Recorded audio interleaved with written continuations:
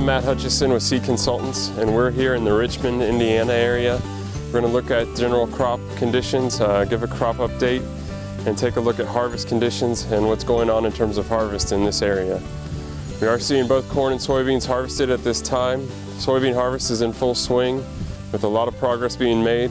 Corn harvest is just getting started, so not near the progress we're seeing with soybeans. So we'll take a look at soybean conditions in this area and harvest conditions as well. Looking at a few plants here that we pulled out of a test plot that we're in, and they're potted very well. Lots of pod clusters. Overall they look very good, but when you look at some of the pods, you can see that towards the top of the plant, pods that were aborted or pods that started to form and didn't completely fill out. And when you open up that pod, you can see that there's going to be one normal sized bean and then a bean that didn't form.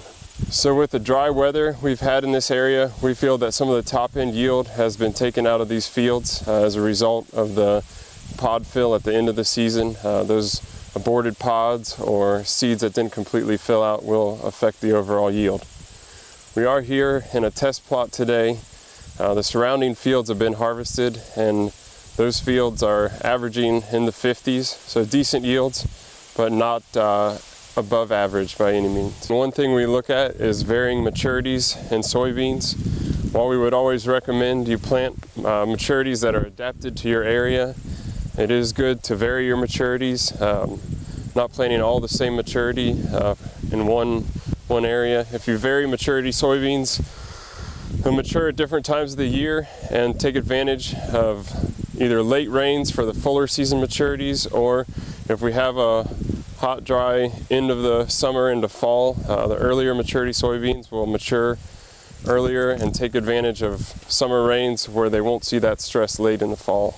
One thing that we see year in and year out in areas is green stem syndrome in soybeans, and we found a variety here in the test plot that's showing those symptoms. So we want to discuss the importance of harvest when you have green stem. You can see this variety here, stems are still green, but the pods are starting to open up. The pods are mature. You can see that this pod here at the top of the plant has already opened up and lost a bean out of it.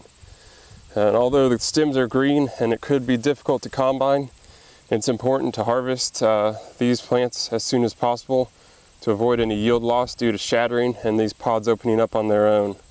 Although it's tough, it may increase fuel costs and it may slow down harvest progress to try to chew through those green stems. It's important to get out there and get those beans harvested before any yield loss occurs.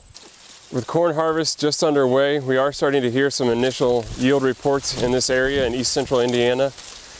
Yields sound favorable with what we've heard and seen so far. We're hearing yields in the 200s, field averages in the low 200s, around 210, and we have heard some yields as high as 240 bushel to the acre.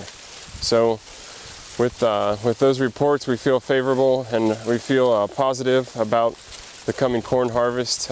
We just need to keep in mind that it's important to get out there and get the corn out of the field before we could have potential stock lodging problems or other issues later on in the fall. In terms of stock quality, at this particular location in this test plot, we see pretty good stock quality. We do see some areas where we have concerns, especially in areas where we were wet and may have lost some nitrogen or we had some disease.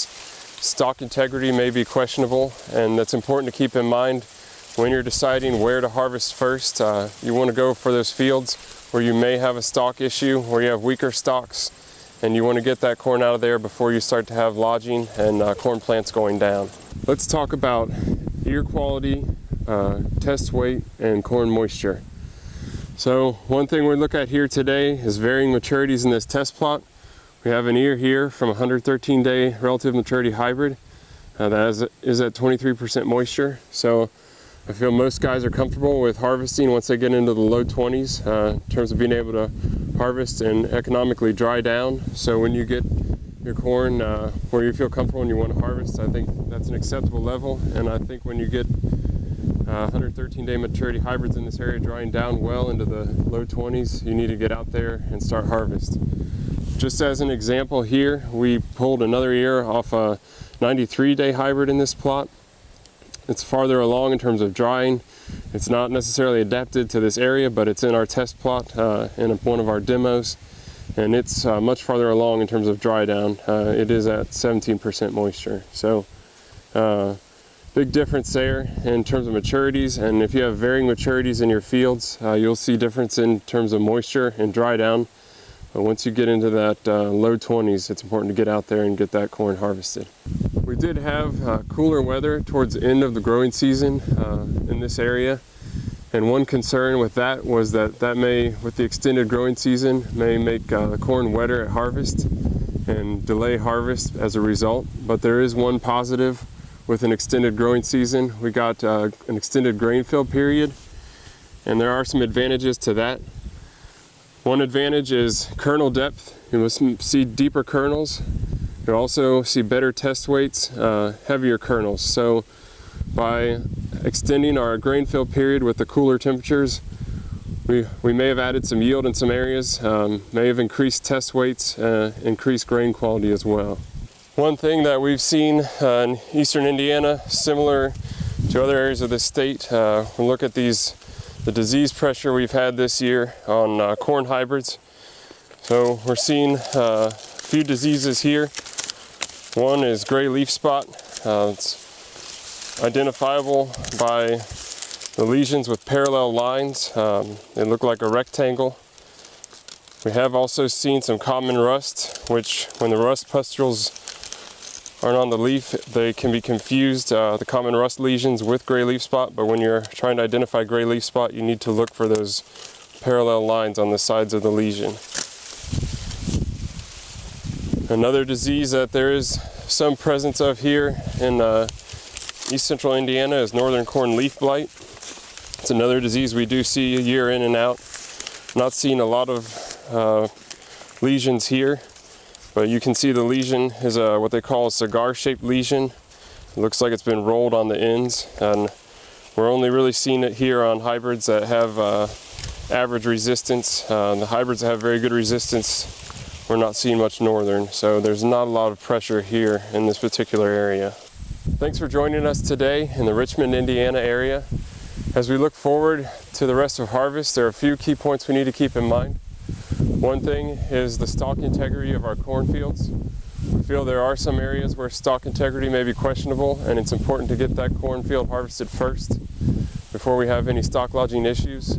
Another important thing to keep in mind with the increased populations of hard-to-kill weeds, it's important that we don't run them through the combine.